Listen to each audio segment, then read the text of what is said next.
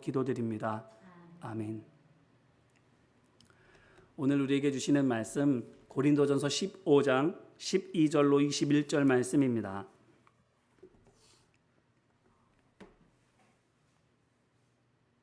고린도전서 15장 12절로 21절 말씀,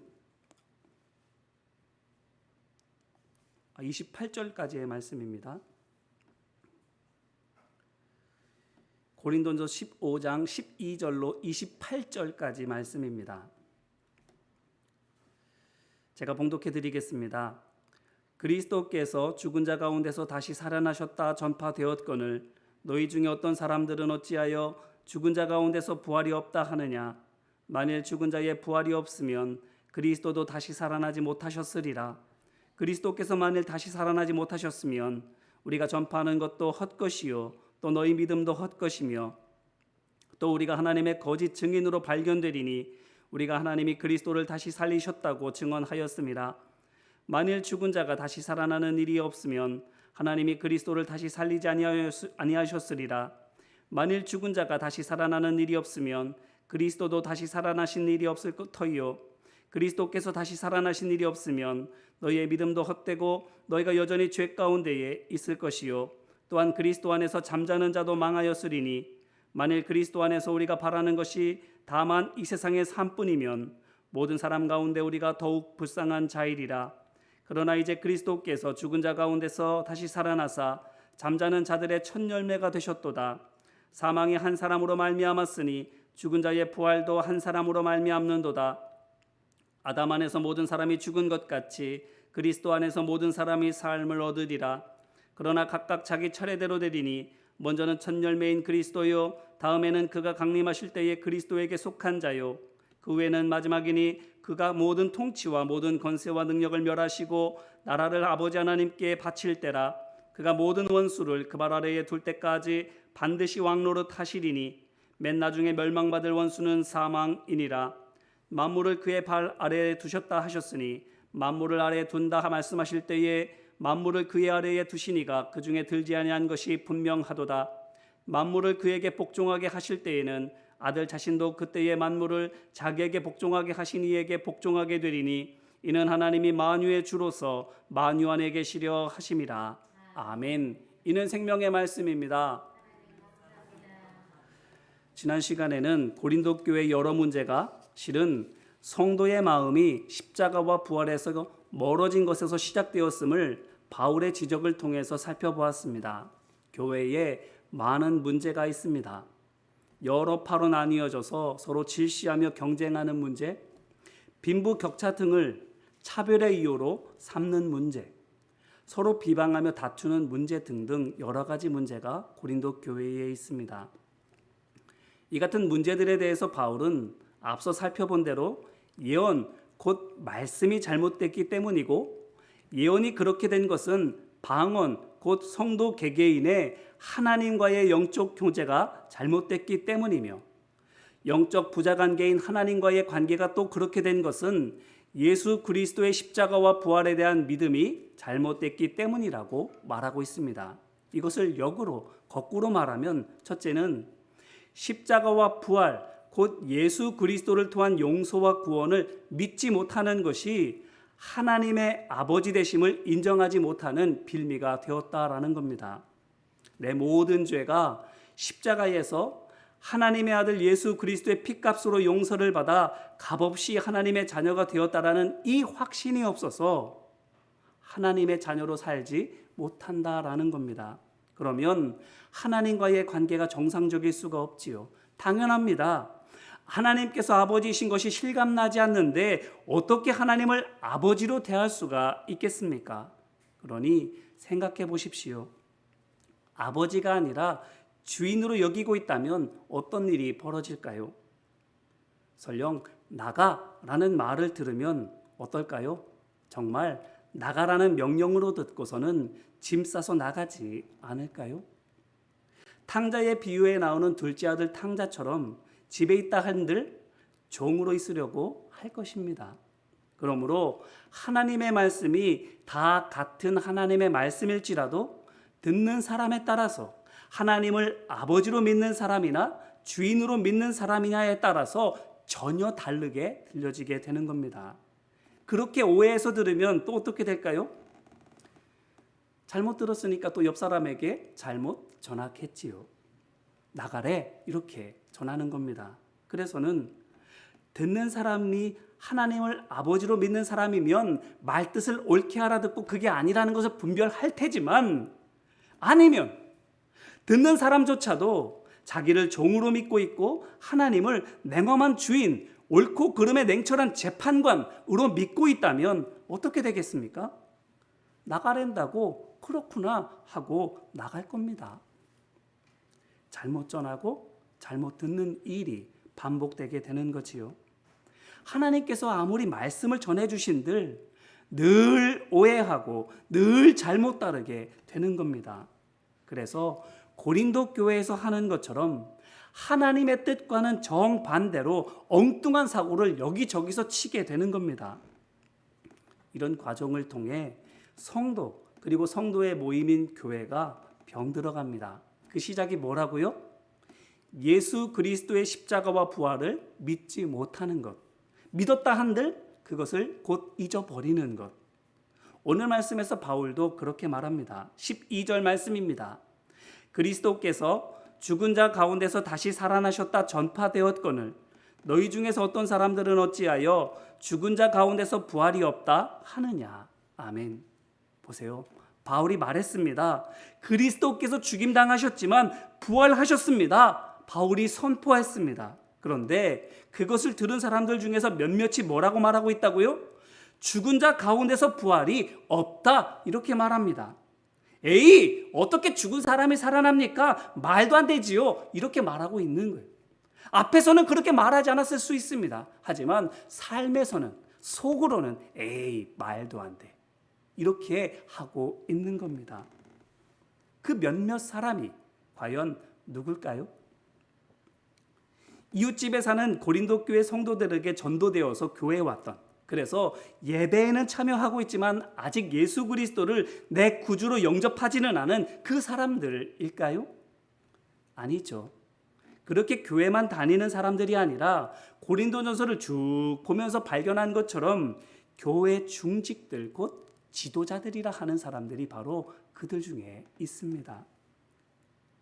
소경이 소경을 인도하고 있는 것입니다. 그러니 어떻게 되겠어요? 교회가 어지러울 수밖에, 같이 구덩이에 빠질 수밖에 없는 겁니다. 물론 부활이 믿기 만만한 것은 전혀 아닙니다. 왜냐하면 그런 경우를 우리가 살면서 만나볼 일이 없기 때문이지요. 물론 가뭄에 콩나듯 죽은 사람이 화장 직전에, 매장 직전에 살아났다라는 것을 뉴스를 통해 접하기는 합니다. 하지만 그런 기적조차도 죽은 지 얼마 안 된 사람에게나 일어날 뿐, 예수님이나 나사로처럼 죽은 지 3, 4일이 지나서 썩는 냄새가 나는 사람이 회생되는 경우는 더더군다나 사지백체가 멀쩡히 걸어나와서 마치 죽은 적이 없었던 것처럼 장래도 일절없게 멀쩡히 살아가는 예는 전혀 찾아볼 수가 없습니다. 따라서 부활은 세상에 절대 일어나지 않는 일이라 해도 전혀 과장된 게 아닙니다. 그러니 믿기 어려운 게 지극히 당연하죠. 아니, 지극히 정상입니다. 안 믿는 것이. 이걸 바울이 모를 리 없잖아요. 하지만 바울이 이것을 알면서도 오늘 말씀을 통해서 고린도 교회 성도들에게 말해주고 있어요. 무엇을 위해서? 하나님의 전지전능하심의 증거를 위해서. 하나님께서 자연보다 위에 계신 분이라는 것을 증언하기 위해서 이것을 말해주고 있습니다. 자연 법칙이 아무리 엄격하다 한들 하나님께서 그 위에 계시기 때문에 죽은 사람 얼마든지 살려내실 수 있다라고 바울이 말하고 있는 겁니다. 생각해보면 정말 그렇습니다. 잉태할 수 없는 사라와 한나 잉태하게 하셨고, 도저히 임신할 수 있는 환경 가운데 있지 않은 마리아조차도 잉태하게 하셨습니다. 출렁거리는 홍해도 가르셨고, 많은 비에 둑이 넘칠락 말락 넘실대로 흘러가는 요단강도 끊으셨어요. 풍랑을 잠재우는 것은 약과고 해와 달을 멈추게도 하셨고 살아있는 에녹과 엘리야를 하늘 올리기도 하셨습니다. 이렇게 하나님께서는 자연 법칙 위에 계신 분이셨습니다. 이거를 믿을 때, 하나님께서 천지 만물의 주인이신 것을 믿을 때 우리의 세계관은 지극히 넓어지게 됩니다. 우물 밖으로 나온 개구리랄까요? 세상을 전과 완전히 다른 관점에서 보게 되는 겁니다. 지금까지 우리가 살아가면서 알고 있는 가장 강하다고 믿어왔던 것이 무엇입니까? 죽음이잖아요. 죽지 않은 것은 없기 때문에. 그렇기 때문에 죽음은 이기는 것은 물론이고 맞서는 것조차도 전혀 불가능하다라고 우리는 믿어왔습니다. 하지만 부활을 통해서 그 죽음조차도 하나님의 손 아래에 있음을 알게 되잖아요. 그렇게 되면 어떻게 됩니까? 하나님을 죽음을 정복하신 분으로 믿는 사람은 더는 죽음을 겁내지 않아요. 어떻게든 오래 살아남으려고 진시황처럼 몸에 좋다는 거 다 먹고 할 수 있는 거 다 하고 하지 않습니다. 양심을 속이면서까지 거짓과 불의의 편에 서지도 않아요. 단 1시간을 산다 할지라도 죽음을 이기시는 하나님이 살아계시기에, 그분이 내 아버지시기에 정직하게 살아가는 거예요.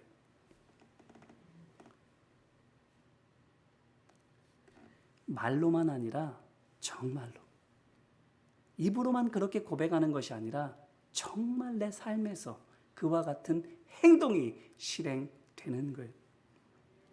초대교회가 시작된 때를 생각해 보시기를 바라요. 참 소설 같은 이야기들이 거기 나오잖아요.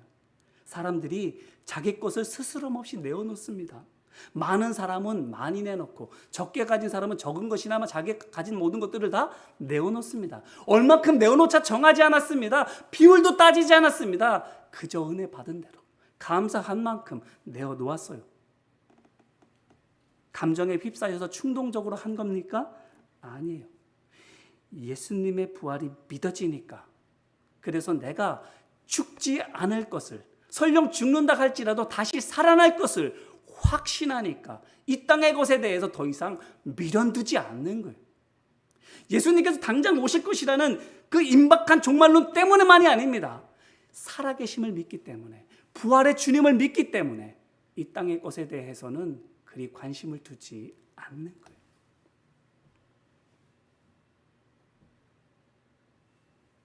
그렇습니다. 죽음보다 내가 믿는 하나님께서 강하시기 때문에 설령 내 몸이 죽음에 삼켜져서 호흡을 잃는다 할지라도 생명의 주인 되신 하나님께서 죽음으로부터 내 영을 건져주실 것을 믿기 때문에 초대교회 초창기의 성도들은 그렇게 성도답게 살아간 거예요. 바울이 오늘 말씀에서 하나님의 능력을 같은 말을 두어 번 써가면서 강조하는 이유가 바로 여기에 있습니다. 하나님을 아버지로 믿을 때에 성도가 하나님의 자녀답게 살아갈 수 있는 것처럼 전능하신 하나님을 믿을 수 있을 때 비로소 성도들이 성도답게 살아갈 수 있기 때문입니다.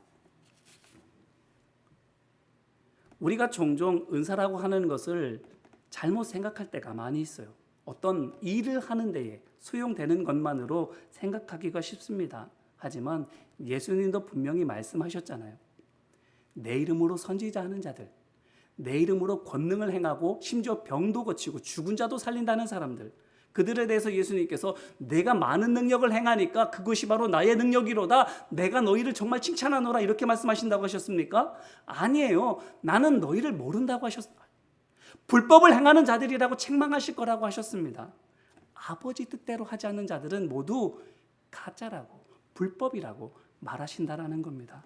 아버지의 뜻이 뭐겠어요? 그 능력으로 뭔가 보여주는 것, 뭔가 많은 일을 행하는 것 아닙니다. 그 능력으로 설령 작은 일밖에 할 수 없는다 할지라도 주님 닮아가는 거예요. 주님 기뻐하시는 일을 감당하는 거예요. 고린도 교회를 보세요. 참으로 많은 은사가 있었습니다. 그런데 그 은사 때문에 오히려 교회가 시끄러워져요. 성도들은 상처를 받아요. 믿음의 회의감을 느껴요. 그 은사가 뭐였을까? 하나님께로부터 왔지만 하나님께로부터 눈이 떠난 순간, 하나님을 아버지로 믿고 그 아버지께서 나를 자녀 삼아 주시는 것에 대한 그 믿음이 점점 희박해지는 순간 능력은 힘만 남는 거예요. 방향을 잃어버리게 되는 겁니다. 그래서는 엉뚱한 것을 위해서 엉뚱한 힘만 쓰게 되는 거예요.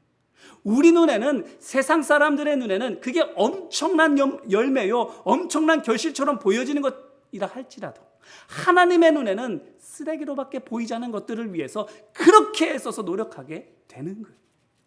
자기 자신들은 주님 닮아가지 않고 그들 안에는 하나님 닮아가는 정말 하나님의 종다운 모습이 점점 없어지면서 겉으로 보여지는 그 결과만, 성과만 풍성해지고 있는 거예요.